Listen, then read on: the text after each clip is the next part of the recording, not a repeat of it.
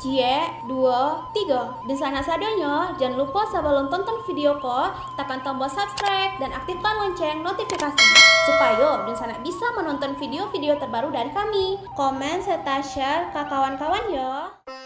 Inilah deretan proyek paling lama pembangunannya di Sumbar.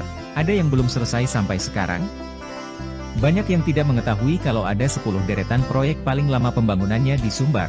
Padahal salah satu pendukung perekonomian di suatu daerah adalah pembangunan infrastruktur.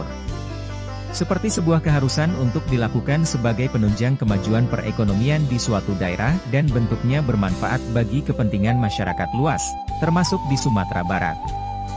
Namun, ada sejumlah proyek pembangunan infrastruktur di Sumatera Barat yang butuh waktu pengerjaan yang cukup lama, hal itu karena sejumlah masalah yang menghambat pembangunan proyek tersebut. Sumatera Barat sendiri ada beberapa proyek yang pembangunannya memakan waktu yang cukup lama. Hal ini seperti yang dilansir dari kanal YouTube Kreatif Hamdi, ternyata ada deretan proyek paling lama pembangunannya di Sumbar.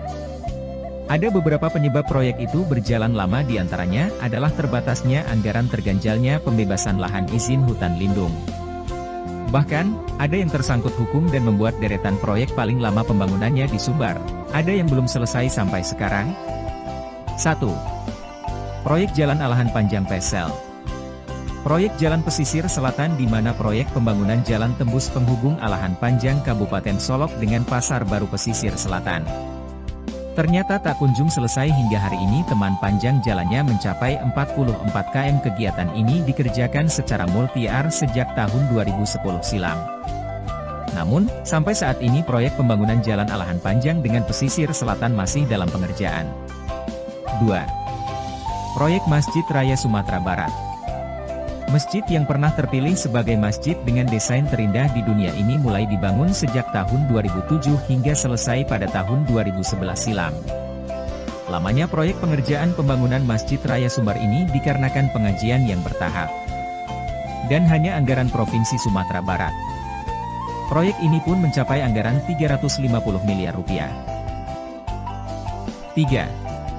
Proyek Jalan Nipah dan Teluk Bayur. Proyek jalan ini menghubungkan Nipah dan Teluk Bayur, di mana proyek Jalan Pariwisata Lingkar Barat Sumbar ini dimulai sejak tahun 2010 namun baru selesai pada tahun 2020. Dengan panjang jalannya mencapai 20 km yang menghubungkan kawasan wisata Kota Tua, Padang Gunung, Padang Pantai Air Manis, dan Teluk Bayur. Proyek jalan ini juga merupakan destinasi wisata terbaru di Kota Padang. Dari jalan ini Anda bisa menikmati keindahan laut Kota Padang. 4. Pembangunan Jembatan Kuranji Padang. Proyek yang dimulai pada tahun 2010 dan berselesai sepenuhnya pada tahun 2021 kemarin. Bayangkan saja proyek ini terganjal akibat alotnya pembebasan lahan. Jembatan yang menghubungkan kawasan Limau Manih dan Kuranji ini menghabiskan dana hingga 3 miliar rupiah, sudah termasuk dana pembebasan lahan serta pengerjaan fisiknya. 5. Pembangunan Flyover Kelok 9. Pembangunan proyek Flyover Kelok 9 mulai dibangun sejak tahun 2003 dan baru selesai pada tahun 2013. Flyover yang berada di kawasan Cagar Budaya di Kabupaten 50, di mana kota ini menelan anggaran sekitar 650 miliar rupiah. Sedangkan tujuan pembangunan flyover ini adalah untuk mengurangi kemacetan yang sering terjadi pada saat hari libur ataupun saat hari besar tiba. 6. Pembangunan Gedung Pusat Kebudayaan Sumatera Barat. Pembangunan dimulai sejak tahun 2015 hingga sekarang total anggarannya mencapai 148 miliar rupiah, di mana gedung seluas 23.000 m2 ini dibangun berarsitektur modern. Dengan konsep mempertahankan kultur lokal, gedung ini terdiri dari 3 gian, yaitu berarsitektur tradisional modern dan postmodern. Bangunan yang menyerupai kapal ini berada di kawasan objek wisata terpadu Pakai Padang. Sebagai perwujudan berarsitektur postmodern yang siap berlayar mengarungi samudra. Namun sampai saat ini pengerjaannya pun belum selesai. Dikabarkan juga proyek ini pun tersandung kasus hukum. 7. Pembangunan Stadion Utama Sumatera Barat. Pembangunan stadion ini dimulai sejak tahun 2015 secara bertahap. Awalnya diproyeksikan untuk persiapan Sumbar dalam pencalonan PON 2024 mendatang. Stadion Utama Sumatera Barat ini terletak di Sikabu, Kecamatan Lubuk Alung, Kabupaten Padang Pariaman.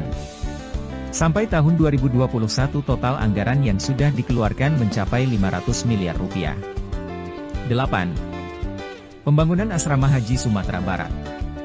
Lokasinya di Sungai Buluah Padang Pariaman yang dibangun sejak tahun 2015 skema pembiayaan proyek yang bertahap atau bersifat multi-years.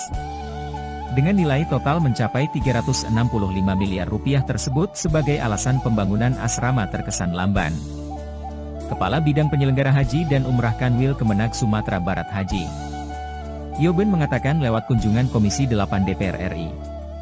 Pada Rabu 26 Mei 2018 ditegaskan bahwa percepatan pembangunan asrama haji tersebut akan diprioritaskan lebih selesai pada tahun 2023 bisa tercapai.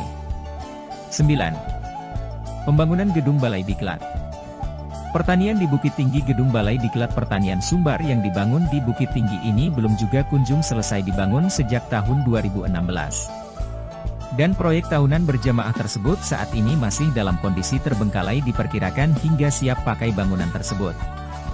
Yang akan menelan biaya sekitar 25 miliar rupiah tahun ini pun kembali dianggarkan sebesar 15 miliar rupiah. 10. Pembangunan Tol Padang Pekanbaru. Pasca peresmian pembangunannya oleh Bapak Jokowi pada tahun 2018. Namun sampai pada saat ini pembangunannya masih belum jelas, boleh dikatakan proyek pembangunan inilah yang paling rumit. Hingga saat ini sesi Padang Sicincin baru selesai 4 km saja, hal itu terkendala pembebasan lahan yang sangat sulit dan membuat proyek ini terhambat.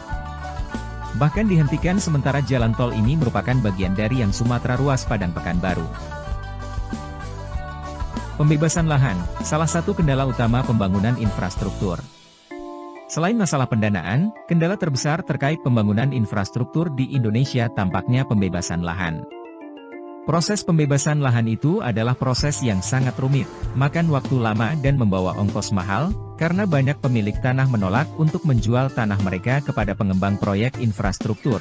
Misalnya banyak petani Indonesia enggan menjual tanah mereka kepada pengembang pembangkit listrik atau jalan, atau pemilik tanah ini minta harga yang sangat tinggi untuk tanah mereka. Karena kesusahan pembebasan tanah, banyak proyek infrastruktur di Indonesia ditunda bertahun-tahun atau dibatalkan sama sekali. Pada akhir 2011 tampaknya ada cahaya di ujung terowongan karena pemerintah dan Parlemen Indonesia menyetujui UU Nomor 2 Tahun 2012 tentang pengadaan tanah bagi pembangunan untuk kepentingan umum yang dirancang untuk mempercepat proses pembebasan lahan. Hak milik tanah tertentu bisa dicabut demi kepentingan umum. Undang-undang ini juga menentukan batas waktu pada setiap tahap prosedural dan memastikan perlindungan bagi pemegang tanah. Namun, bertentangan dengan optimisme pada tahap awal, 2 tahun 2012 ini gagal untuk benar-benar mempercepat pembangunan infrastruktur. Kegagalan ini disebabkan kurangnya kemauan dari pihak pemerintah di bawah kepemimpinan Susilo Bambang Yudhoyono. Waktu itu pemerintah enggan menggunakan UU ini untuk memaksa pembebasan lahan karena pemerintah sudah cukup terganggu oleh penurunan tingkat popularitas karena munculnya beberapa kasus korupsi di antara kalangan pemerintah. Seandainya memaksa orang untuk menjual tanah mereka pasti akan menyebabkan keluhan besar di antara rakyat dan para pendukung hak asasi manusia, HAM. Soalnya beberapa studi menunjukkan bahwa akuisisi lahan yang terpaksa di Indonesia menyebabkan konflik serta hilangnya pendapatan orang yang kehilangan tanah mereka. Presiden Joko Widodo tampaknya lebih berani dan kurang peduli dengan, kemungkinannya, tuduhan HAM dan lebih memilih untuk melihat manfaat yang lebih besar bagi masyarakat daripada manfaat bagi segelintir orang. Widodo secara nyata mendukung beberapa proyek infrastruktur besar seperti pembangkit listrik tenaga uap, PLTU, Batang di Jawa Tengah dan jalan tol Balikpapan Samarinda dengan memaksa terobosan, apalagi Widodo hadir pada upacara groundbreaking kedua proyek tersebut, meskipun bagian dari masyarakat setempat terus memprotes terhadap proyeknya dan menolak untuk menjual tanah mereka. Ini juga harus dianggap sebagai tanda kepada investor bahwa pemerintahan Widodo tidak akan membiarkan proyek penting ditunda terus. Namun, para pengkritik bilang bahwa orang yang dipaksa pindah dan jual tanah mereka mengalami kesusahan untuk menemukan sumber pendapatan baru. Mereka hanya menerima kompensasi dalam bentuk uang tunai satu kali saja dan menghadapi kesulitan untuk beradaptasi dalam lingkungan sosial yang baru. Para pengkritik juga mengatakan bahwa orang-orang biasa, yang dipaksa jual tanah mereka, memiliki sangat sedikit ruang untuk bernegosiasi untuk mendapatkan kompensasi yang adil lewat UU Nomor 2 tahun 2012.